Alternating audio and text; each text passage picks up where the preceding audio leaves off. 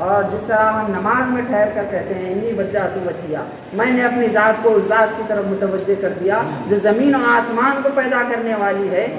للذی فطر السماوات والارض حنیفا، یوں ہی متوجہ اپنی ذات کو نہیں کر دیا، حنیفا، حنیف کا مفہوم بہت بڑا ہے۔ حنیف کہتے ہیں کٹنے والے کو،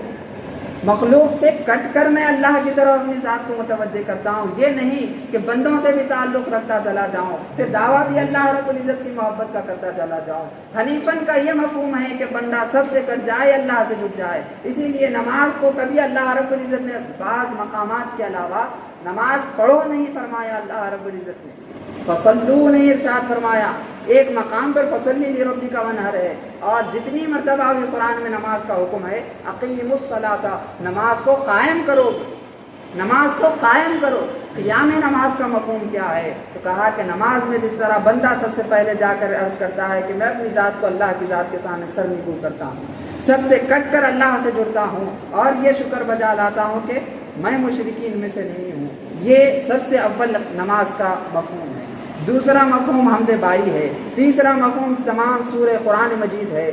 چوتھا مفہوم رکوع اللہ کے سامنے بندگی میں سر جھکا رہا ہے۔ تو یہ جتنی نماز سکھلا رہی ہے، اقیم الصلاۃ کا یہ مفہوم ہے کہ وہ تمام نماز بندے کی زندگی میں قائم ہو جائے، یہ اقامت صلاۃ کا مفہوم ہے۔ ورنہ نماز قائم کرو کا یہ مفہوم نہیں کہ نماز کو ٹھہر جاؤ، نماز کو قائم کرو تو نماز کوئی شے ایسی ہے نہیں کہ جس کو قائم کیا جائے، تو اپنی زندگیوں میں اس کو برتو،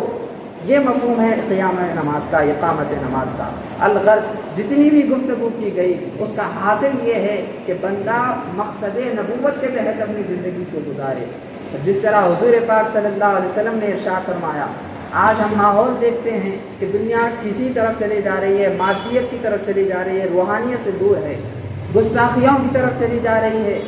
حضور کی محبت سے دور ہے۔ تو حضور ارشاد فرماتے ہیں کہ میرے بعد آنے والوں کی اصلاح بھی اسی طرز پر ہو سکتی ہے، میرے بعد آنے والوں کی اصلاح بھی اسی طرز پر ہو سکتی ہے جس طرز پر کہ پہلے والوں کی اصلاح ہوئی۔ تو فرمایا گیا پہلے والوں کی اصلاح کس بنیاد پر ہوئی؟ پہلے والوں کی اصلاح ہوئی ہے لا الہ الا اللہ محمد رسول اللہ کی بنیاد پر۔ لا الہ الا اللہ یہ آداب الوہیت سکھلاتا ہے، محمد رسول اللہ یہ آداب رسالت سکھلاتا ہے۔ جب آداب الوہیت اور آداب الہیت کی رسالت کی تکمیل ہو جاتی ہے تو بندہ حقیقی مومن بن جاتا ہے، اب اس کو کسی کا خوف نہیں ہوتا، اب وہ کفر میں ملوث نہیں ہو سکتا، نہ وہ نفاق، نہ شرک، نہ ارتداد میں ملوث ہو سکتا ہے۔ یہ مادیت کی دنیا ہے۔ ایک حدیث عرض کر کر میں اپنی بات کو ختم کر لوں گا۔ حضرت عثمان غنی رضی اللہ تعالیٰ عنہ اور حضرت عمر رضی اللہ تعالیٰ عنہ کا واقعہ ہے۔ حضور پاک صلی اللہ علیہ وسلم وصال فرما چکے ہیں، ہم سب کی آنکھوں سے ظاہری طور پر پردہ فرما چکے، تو حضرت ابو بکر رضی اللہ عنہ کا دور خلافت ہے،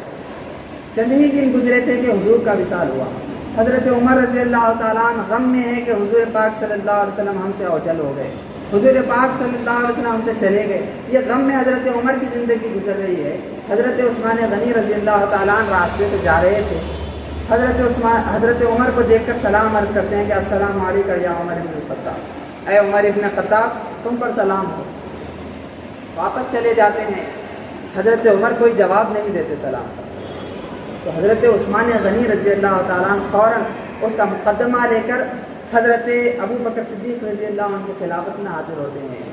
اور عرض کرتے ہیں کہ اے امیر المومنین، حضور پاک صلی اللہ علیہ وسلم کا ارشاد ہے کہ ایک مسلمان کے دوسرے مسلمان پر 10 حقوق ہیں، ان 10 حقوق میں سے یہ ہے کہ اجابت السلام، سلام کا جواب دو، یہ ایک حق ہے، لیکن جب میں نے عمر کو سلام کیا تو انہوں نے میرا حق ادا نہیں کیا۔ غور و فکر کرنے کی ضرورت ہے، آج ہم سلام بھی نہیں کرتے، سلام کوئی کرتا ہے تو اس کا جواب بھی نہیں دیتے، لیکن صحابہ کا دور دیکھو، خیر القرون قرنی جو دیکھو کہ صحابہ اگر سلام کا جواب نہیں دے رہا ہے تو وکالت میں، عدالت میں جا کر اس کا فیصلہ کر رہے ہیں، مقدمہ دائر کر رہے ہیں۔ غور کرو، حضرت صدیق اکبر کی بارگاہ میں یہ مقدمہ عرض کرتے ہیں کہ حضرت عمر نے میرا جواب نہیں دیا، جبکہ حضور فرماتے ہیں کہ ایک مسلمان کا دوسرے مسلمان پر سلام کا جواب دینا ہے۔ حضرت امیر المومنین سیدنا صدیق اکبر رضی اللہ عنہ حضرت عمر کو بارگاہ میں طلب کرتے ہیں، بلاتے ہیں کہ عمر کو بلا لاؤ۔ حضرت عمر کو جب لاتے ہیں تو حضرت عمر سے سارا واقعہ عرض کرتے ہیں کہ عثمان نے تمہیں سلام کیا تھا، تم نے کیوں جواب نہیں دیا؟ تو حضرت عمر عرض کرتے ہیں کہ اے امیر المومنین، میں نے ان کا سلام سنا نہیں، میں نے ان کا سلام سنا نہیں تھا اسی لیے جواب نہیں دیا، اگر ان کا سلام سنتا تو پھر بھی جواب دیتا۔ تو حضرت عثمان غنی رضی اللہ تعالیٰ عنہ عرض کرتے ہیں کہ اے امیر المومنین، میں نے دیکھا کہ یہ ان کی آنکھوں میں ڈال کر میں نے سلام کیا ہے، یہ پھر کس طرح میرا جواب سلام نہیں سن سکتے۔ تو پھر حضرت ابو بکر حضرت عمر سے عرض کرتے ہیں کہ کس وجہ سے تم نے ان کا سلام نہیں سنا؟ تو حضرت عمر عرض کرتے ہیں کہ اے امیر المومنین، میں ایک فکر میں تھا اسی لیے سلام نہیں سن سکا اور اس کا جواب نہیں دے سکا۔ تو حضرت ابو بکر عرض کرتے ہیں وہ تمہیں کیا فکر لاحق تھی؟ تو حضرت عمر رضی اللہ تعالیٰ عنہ کے قربان جائیے، حضرت عمر رضی اللہ تعالیٰ عنہ ارشاد فرماتے ہیں کہ حضور پاک صلی اللہ علیہ وسلم کی حیات طیبہ تھی کہ جس میں یہ اسلام کی کھیتی لہلہا رہی تھی،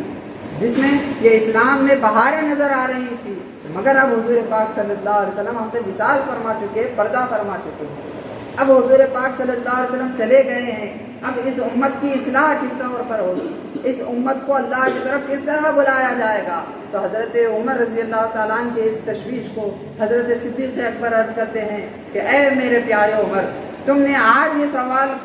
سوچا ہے، میں نے یہ تو حیات طیبہ محمد رسول اللہ میں یہ سوال سوچ لیا تھا، اور یہ بارگاہ نبوت میں نے عرض بھی کر دیا تھا، اور بارگاہ نبوت میں جب عرض کیا تو حضور پاک کا وہ دربار ہے کہ یہاں سے نہیں سنتا ہی نہیں مانگنے والا تیرا، یہاں پر مانگنے والے کو نہیں سنائی نہیں دیتا۔ حضور نے جواب بھی عنایت فرما دیا تھا۔ تو حضرت عمر فوراً اپنے جواب کی تلاش میں حضرت ابوبکر صدیق سے عرض کرتے ہیں کہ اے امیر المومنین، بتلاؤ مجھے اس امت کی اصلاح کس طرح ہوگی حضور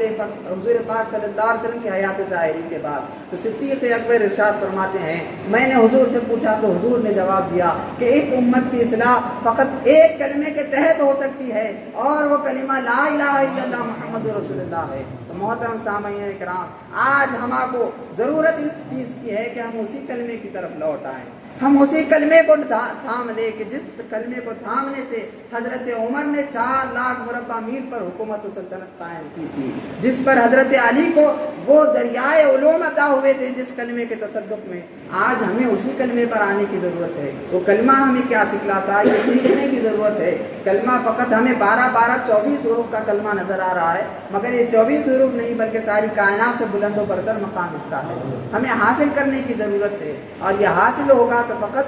اولیاء اللہ کے دامنوں سے حاصل ہوگا، ان کی صحبتوں سے حاصل ہوگا، ان کی تعلیمات و ارشادات سے حاصل ہوگا۔ الغرض آخر میں اللہ رب العزت سے دست بدعا گو ہوں کہ یا الہ العالمین، جو کچھ کہا گیا، جو کچھ سنا گیا، اس پر عمل کرنے کی توفیق عنایت فرما، ما فی القال کو ما فی الحال میں تبدیل فرما، ہمارے قلوب میں غیر کا گزر نہ فرما، ہمارے قلوب میں تیری محبت، تیرے حبیب کی محبت جاگزی فرما، ہمارے شیخ و مرشد سید شاہ مظہر حسینی صابری رحمۃ اللہ علیہ کے کوئزات ہم پر جاری فرما، ان کو درجات عالیہ پر فائز فرما، ان کے قرب و وصل کی درجات پر عالیہ پر فائز فرما۔ وصلی اللہ تعالی علی خیر خلقہ محمد وعلی آلہ وصحبہ اجمعین۔